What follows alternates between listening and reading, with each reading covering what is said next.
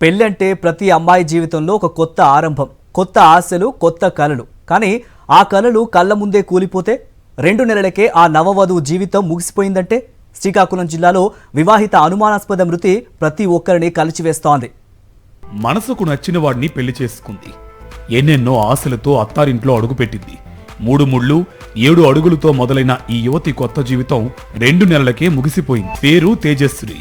BASc nursing చదివింది. శ్రీకాకుళం జిల్లా గార మండలం సింహపేటకు చెందిన సింహ లక్ష్మీనారాయణ శారదా దంపతుల కూతురు. వ్యవసాయ కుటుంబం. తేజశ్రీకి శ్రీకాకుళం మండలం గూడెం గ్రామానికి చెందిన సోమేష్తో ఈ ఏడాది మార్చి 6న వివాహం జరిగింది. కూతురు జీవితం బాగుంటుందని అల్లుడు అడిగినంత కట్నం ఇచ్చారు. పెళ్లి సమయంలోనే 20 లక్షల నగదు, 20 తులాల బంగారం ఇచ్చారు. వైభవంగా కూతురు పెళ్లి జరిపించి అత్తారింటికి పంపించారు తేజశ్రీ తల్లిదండ్రులు. సోమేష్ విశాఖలోని ఓ కంపెనీలో ఇంజనీర్, నావల్ డాక్ యార్డ్లో ప్రాజెక్టు డిజైనర్గా కూడా పనిచేస్తున్నారు. నవదంపతులు విశాఖ రామా టాకీ సమీపంలో ఓ అద్దె ఇంట్లో కాపురం పెట్టారు. అడిగినంత కట్నం ఇచ్చినా సరే కొన్ని రోజులకే తనకు ఖరీదైన బైక్ కావాలంటూ తన కూతురును వేధించాడని తేజశ్రీ తల్లి చెప్తోంది. అల్లుడి వేధింపులు భరించలేక 3 లక్షలు అప్పు చేసి మరీ జావా బైక్ కొనిచ్చారు.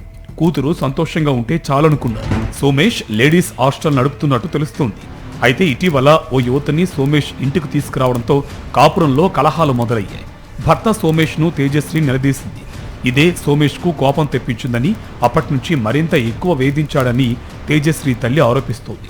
10 సెంట్ల భూమి తన పేరుపై రాయడంతో పాటు మరింత డబ్బు తేవాలని సోమేష్ వేధించడంతో అదే విషయాన్ని తేజశ్రీ తమతో చెప్పిందంటున్నారు ఆమె తల్లిదండ్రులు. నాకు వాళ్ళు లేడీస్ హాస్టల్లో ఎంతో ఉపకారం చేసినారు. వాళ్ళు లేకపోతే నేను హాస్టల్ నడపలేను అనుకొని వాళ్ళతో మాట్లాడిన వరకు అయితే కరెక్ట్. వాళ్ళని బీచ్లో తిప్పుకొని ఇంటికి తీసుకొచ్చి ప్యాకెట్ కూడా ఆడించాడు వాళ్ళ చేత. దీపు యశు అనే అమ్మాయి, దీపు అనే అమ్మాయి ఒకది, యశు అనే అమ్మాయి ఒకది, మురళి అనే అబ్బాయి ఒకడు, ముగ్గురు వాడికి ఫ్రెండ్స్.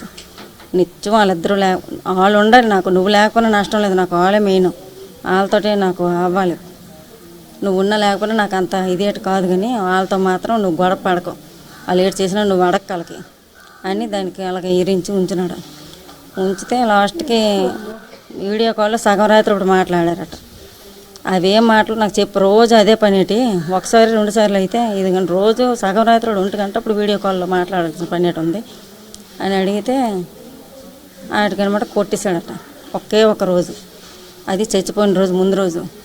అది కొట్టేసినాడు అనేసి కూడా నాకు చెప్పలేదు. పెళ్ళైన 2 నెలలకే కూతురు పడుతున్న కష్టాన్ని చూసి తల్లిదండ్రులు తల్లడిల్లిపోయారు. అల్లుడు అడిగిన ప్రతిసారి డబ్బులు, ఖరీదైన బైక్ కొనిచ్చిన అల్లుడు వేధిస్తూ ఉండటాన్ని తట్టుకోలేకపోయారు. ఈ క్రమంలో ఈ నెల 7న తేజశ్రీ, సోమేష్ మరోసారి గొడవపడ్డారు. ఏమైందో ఏమో తేజశ్రీ అనుమానాస్పద స్థితిలో ప్రాణాలు కోల్పోయింది. తల్లిదండ్రులకు తీరని కడుపుకోత మిగిలింది. ఇన్నాళ్ళు ఇంట్లో కళ్ళెదుట కన్న కూతుర్ను చూసుకుని మురిసిపోయిన తల్లిదండ్రులకు ఇప్పుడు తేజశ్రీ ఫోటోనే మిగిలింది. ఆ ఫోటోలోనే కన్న కూతుర్ను చూసుకుంటూ రోధిస్తుంది. తేజశ్రీ ఆత్మహత్య చేసుకోలేదని, ఖచ్చితంగా సోమేష్ చంపి ఆత్మహత్యగా చిత్రీకరిస్తున్నాడని తేజశ్రీ తల్లి ఆరోపిస్తోంది. తమ కూతురు చావుకి కారణమైన సోమేష్ను కఠినంగా శిక్షించాలని వేడుకుంటుంది. ఊరేసి చచ్చిపోయింది, ఊరేసుకుందమ్మా చచ్చిపోయిందని చెప్పాడు. మేము వెళ్ళేసరికి అది ఊరికి ఫ్యాన్కి చీర లేదు, ఫ్యాన్ వంగి లేదు, ఏం లేదు. అక్కడ 2 చీరలు పడేశాడు. అక్కడ 2 చీరలతో ఊరేసుకుంటారా? 2 చీరలు పడాడు గాబరికి. మెడకి దేంతో ఊరేసినాడు తెలియదు, సన్నంగా ఉందన్నమాట కట్టు.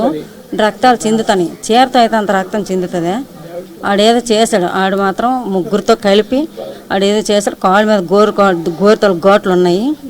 ఇక్కడ రక్తం పెచ్చులు కట్టేసి ఉంది. అదైతే ఊరేసుకున్నంత పిరిగిదేయట కాదు. ఆడ పని చేశాడు. న్యాయం కోరుకుంటాను. ఆడు సైట్లతోటి ఇన్సల్ట్ చేశాడు మా అమ్మాయిని. మేము ఇచ్చే 70 లక్షల కట్నం కూడా వాడి సెంటు పట్టి చేయదని 4 సార్లు చెప్పాడు మా మాకాన. మేము ఇచ్చే 70 సెంట్లు, మేము ఇచ్చే కట్నం ఎంతో విలువైన పిల్ల కూడా వాడి సెంటు పట్టి చేయదట. ఆ సెంటులు లేకుండా గవర్నమెంట్కి చెందిపోవాలి. నేను అడిగింది అదే, మరి ఇంకేటి కాదు. తన కూతురుకు జరిగిన అన్యాయం మరో ఆడపిల్లకు జరగకూడదంటున్నారు తేజశ్రీ తండ్రి లక్ష్మీనారాయణ. నమ్మించి గొంతు కోసిన సోమేష్కు ఉరిశిక్ష విధించాలంటున్నారు. నాన్న నేను వెళ్ళి వస్తాను అన్నది పాప. అంటే చివరి చూపు ఆ రోజే ఒక 40 రూపాయలు ఉంటే 20 ఉంచుకొని కూడా మరి 20 ఇచ్చిన నేను.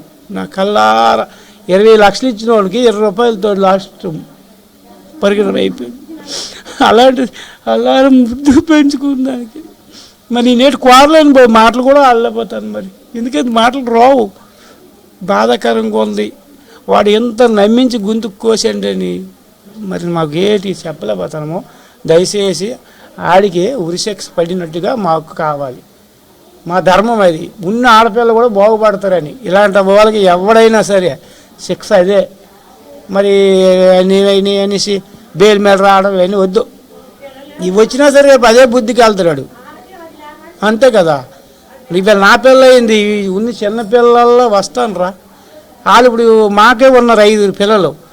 ఈ పెద్దక్కలకి అయిపోతామేటో అమ్మ అంటారు ఇప్పుడు. వాళ్ళకి ఏం సమాధానం చెప్తాం మనం, చెప్పు. తేజశ్రీ తల్లిదండ్రుల ఫిర్యాదుతో పోలీసులు కేసు నమోదు చేసి విచారణ చేపట్టారు. సోమేష్ను అరెస్ట్ చేశారు. అసలేం జరిగిందన్న దానిపై లోతుగా విచారణ చేపట్టారు. పెళ్లి చేసుకుని ఎన్నో ఆశలతో అత్తారింట్లో అడుగుపెట్టిన తేజశ్రీ తిరిగిరాని లోకాలకు వెళ్లిపోవడం ప్రతి ఒక్కరి గుండెలను బరువెక్కిస్తుంది.